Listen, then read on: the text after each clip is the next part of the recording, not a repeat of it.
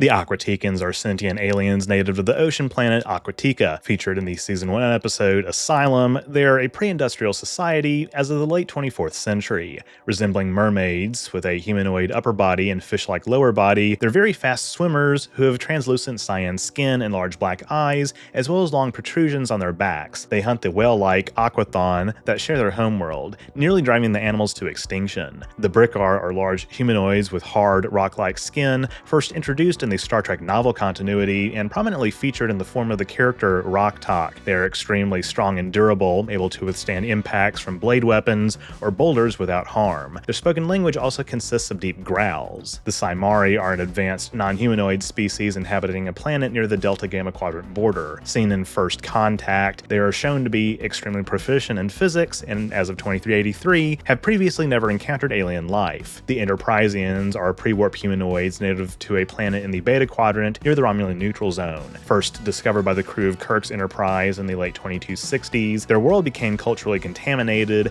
after an Enterprise ensign crash-landed the shuttlecraft Galileo there. They healed the ensign and built a civilization loosely based on his teachings of Starfleet values. Despite still practicing primitive medicine, they are shown to be proficient in operating Starfleet technology, even establishing a formal relationship with the Federation after Second Contact with the crew of the USS Protostar in All the World's a Stage. The Loom, featured in Season 2, are a race of transdimensional aliens that feed on the inhabitants of universes suffering from temporal paradoxes. Known to devour entire timelines, they can manipulate the passage of time itself, and phasers are largely ineffective against them without matching to their own phase variants. Prodigy also marks the first on-screen appearance of the oft-mentioned melanoid slime worm in the form of Murph. Having evolved from aquatic sea life, able to sprout fins and a tail underwater, they are nearly indestructible and fond of ingesting random and improbable objects. Their biology even allows them to safely contain an artificial protostar, and they can survive in the vacuum of space. Their worm stage is in fact a juvenile form